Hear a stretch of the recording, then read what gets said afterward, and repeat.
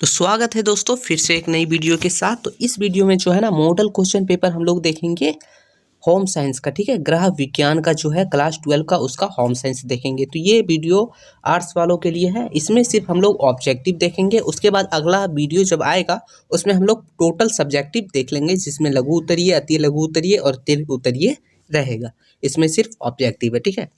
तो ये आप लोग देखिए, जो भी है सामान्य निर्देश वगैरह आप लोग देख लीजिएगा। कि अगर इसका पीडीएफ वगैरह चाहिए ना तो आप लोग टेलीग्राम चैनल पर आ जाइएगा, ठीक है। वहाँ इसका पीडीएफ जो है अपलोड कर दिया गया, आप लोग जाके देख लीजिए।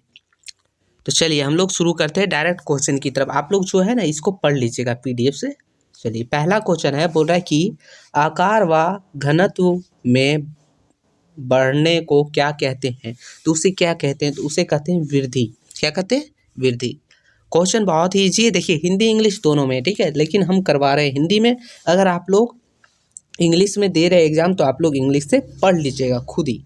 चलिए दूसरा क्वेश्चन है कि बालक माता पिता से प्राप्त करता है। क्या प्राप्त करता है? तो इसका भी होगा ऑप्शन नंबर ए, वंशानुगत गुण, ठीक है, मतलब डीएनए। चलिए अगला है क्वेश्चन तीसरा, बोल रहा है कि जन्म के समय शिशु की औसत भार होता है, मतलब कितना जन्म के समय जो भार होता है उसका मतलब वजन होता है, कितना होता है। तो तीसरा का जो ऑप्शन नंबर सी हो जाएगा, 1.5 kg, ठीक है, किलोग्राम। चलिए तीसरा है, चौथा है कि 36 माह के बालक का औसत लंबाई होती है। तो 36 माह के बच्चे का, ठीक है। तो ये चौथा का ऑप्शन नंबर बी हो जाएगा, 92 से 95 सेंटीमीटर, ठीक है, लंबाई पूछ रहा है, ठीक है। चलिए अब देखते हैं हम लोग क्वेश्चन पाँचवा की तरफ। तो क्वेश्चन पाँचवा बोल रहा है कि क्या है, थिपित्रिया, डिप्थीरिया, काली खांसी और टिटनेस से बचने के लिए शिशु को दिए जाने वाला टीके का नाम क्या है। तो वो कौन सा टीका दिया जाता है इन सभी बीमारियों से बचने के लिए? तो इसका जो आंसर होगा ऑप्शन नंबर बी हो जाएगा, डीपीटी, ठीक है, डीपीटी। चलिए अगला क्वेश्चन देखेंगे। क्वेश्चन छठा बोला, डीपीटी का पहला टीका कब लगता है। डीपीटी का जो पहला टीका है वो कब लगता है बच्चे में? तो वो लगता है ना 1.5 महीने का जब बच्चा रहता है तब। चलिए अगला है कि क्षय रोग तथा कुष्ठ रोग का टीका है, मतलब कौन सा टीका है इसमें से क्षय रोग और कुष्ठ रोग के लिए। तो सातवां का आंसर ऑप्शन नंबर डी हो जाएगा, BCG, ठीक है। चलिए आठवां है कि आयोडीन की कमी से होने वाला रोग। तो आयोडीन की कमी से कौन सा रोग होता है? तो इसका जो आंसर हो जाएगा ना आठवां का, वो हो जाएगा ऑप्शन नंबर ए, क्या, गलकांड, ठीक है, गलकांड, या इसे घेंगा रोग भी कहते हैं, या तो थायरॉयड घेंगा बोलते, ठीक है, घेंगा। चलिए अगला है क्वेश्चन नंबर 9 बोल रहा है कि साला पूर्व अवस्था कहते हैं। तो ये किसे कहते हैं साला पूर्व अवस्था? तो ये 9 का जो आंसर होगा ना ऑप्शन नंबर ए होगा, मतलब 1 से 6 वर्ष की अवस्था है उसे हम लोग साला पूर्व अवस्था कहते हैं, ठीक है। 10वां क्वेश्चन है, बोल रहा है कि मलेरिया तथा टाइफाइड किस प्रकार का ज्वर है। तो ये किस प्रकार का है? तो 10वां का आंसर ऑप्शन नंबर बी हो जाएगा, दीर्घकालीन ज्वर, मतलब बहुत देर तक रहता है, बहुत लंबा देर तक रहता है, ठीक है, दीर्घकालीन ज्वर। चलिए अगला है क्वेश्चन 11वां, बोल रहा है कि मनुष्य द्वारा प्रयोग के लिए सुरक्षित जल को कहते हैं। तो मनुष्य के द्वारा जो सुरक्षित प्रयोग में लाया जाता है जल, उस सुरक्षित जल को क्या कहते हैं? तो उसे कहते हैं ऑप्शन नंबर बी हो जाएगा, शुद्ध जल, ठीक है। बहुत ही इजी क्वेश्चन है, बस आप लोग को ध्यान रखना है ना, बस थोड़ा सा ध्यान रखना है बस।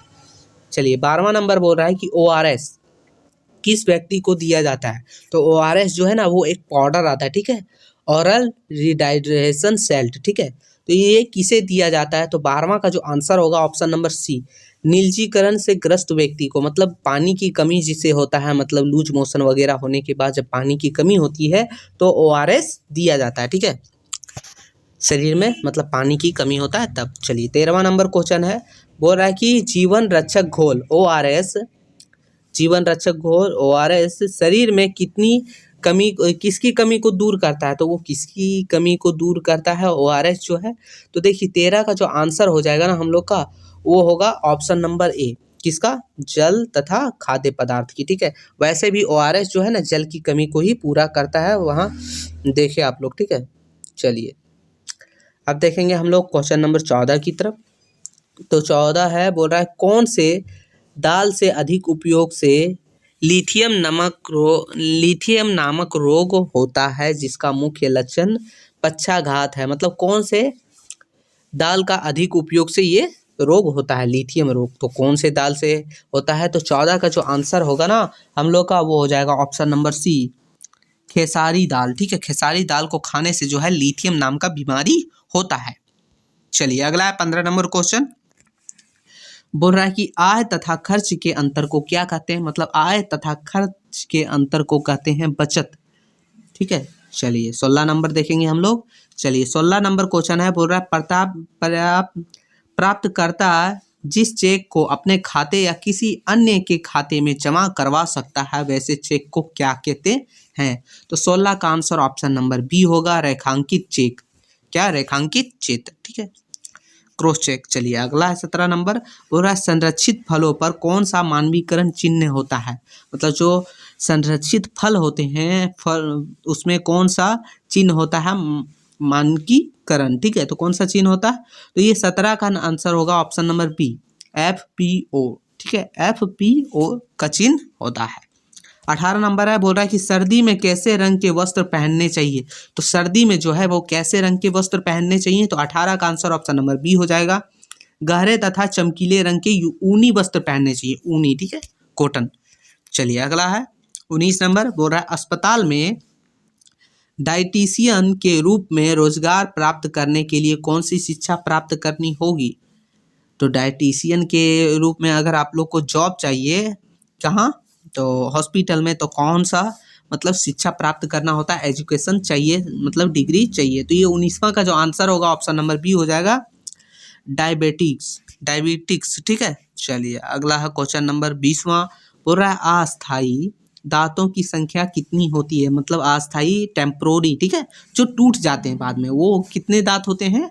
तो वो जो होगा हम लोग का 20वां का आंसर ऑप्शन नंबर बी, कितने होते हैं? 20, जो टूट के फिर से टेम्पोररी दांत आते हैं, जो हम लोग का 32 होता है। ठीक है, चलिए अगला है 21वां नंबर क्वेश्चन। बोल रहा है कि वे सभी रंग जिसमें लाल, पीले तथा सतरंगी रंग का प्रधानता हो कौन सा रंग कहलाते हैं? देखो वो कौन सा रंग है जिसमें लाल, पीला और सतरंगी रंग का प्रधानता होता है? तो ये 21वां का जो आंसर होगा ऑप्शन नंबर सी होगा, गर्म रंग। क्या? गर्म रंग। ठीक है, चलिए अगला 22 नंबर। बोल रहा है कि पोशाक में लंबी लाइन का प्रयोग करने से व्यक्ति दिखाई पड़ता है। तो कैसे दिखाई पड़ता है? जो लंबे रंग का जो लाइन का प्रयोग किया जाता है ना पोशाक में, तो कैसे दिखाई पड़ता है व्यक्ति पहनने के बाद? तो वो जो 22वां का आंसर होगा ऑप्शन नंबर बी होगा, लंबा व पतला दिखाई देता है। वो पहनने से जो व्यक्ति है ना, लंबा दिखाई देता है और पतला दिखाई देता है। चलिए 23 नंबर क्वेश्चन देखते हैं हम लोग। बोल रहा है निम्न में से अवशोषक की पहचान कीजिए। तो यहाँ 4 ऑप्शन दिया, इसमें से अवशोषक कौन सा है? तो 23वां का जो आंसर होगा ऑप्शन नंबर बी होगा। कैसे? टेल्कम पाउडर, ये जो है ना अवशोषक है। ये सब तो है उत्पादक, लेकिन ये जो है अवशोषक है। ठीक है, चलिए अगला है क्वेश्चन नंबर 24 देखेंगे हम लोग। क्वेश्चन नंबर 24 बोल रहा है कि सफ़ेद कपड़े बार बार धोने से पीले पड़ जाते हैं, उन्हें फिर से सफ़ेद व चमकदार बनाने के लिए क्या लगाया जाता है? तो देखिए जितने भी सफ़ेद कपड़े हैं वो धोते धोते जो है पीले पड़ जाते हैं, लेकिन फिर से उसे सफ़ेद और चमकदार बनाने के लिए किसका उपयोग किया जाता है या क्या लगाया जाता है? तो 24 का आंसर जो हम लोग का होगा ऑप्शन नंबर सी होगा, मैदा। ठीक है, मैदा लगाने से जो है फिर से वो चमकदार और सफ़ेद बन जाता है। चलिए क्वेश्चन नंबर 25 देखेंगे, ये हम लोग का लास्ट क्वेश्चन है। उसके बाद आएगा अति लघु उत्तरीय, जो हम लोग अगले वीडियो में देखेंगे। 25वां बोल रहा है कि ISI का चिन्ह कहाँ दिया जाता है? तो ISI जो है उसका चिन्ह किस में रहता है? तो संरक्षित फलों में रहता है, कि दवाइयों में रहता है, कि बिजली उपकरणों में रहता है, कि दुग्ध मतलब दूध उत्पादकों में रहता है? तो कहाँ रहता है? तो इसका जो 25 का आंसर होगा ऑप्शन नंबर सी, किस में रहता है? बिजली के उपकरणों में रहता है, ISI का सैंपल। ठीक है, चलिए तो ये हम लोग का टोटल 25 क्वेश्चन था जो हम लोग होम साइंस का आज किए, मतलब ग्राफ विज्ञान का। ठीक है, तो ये अपने सारे दोस्तों के पास शेयर कर दीजिएगा। वीडियो अच्छा लगा तो लाइक कर दीजिएगा। फिर मिलते हैं नई वीडियो के साथ, तब तक के लिए जय हिंद, जय भारत।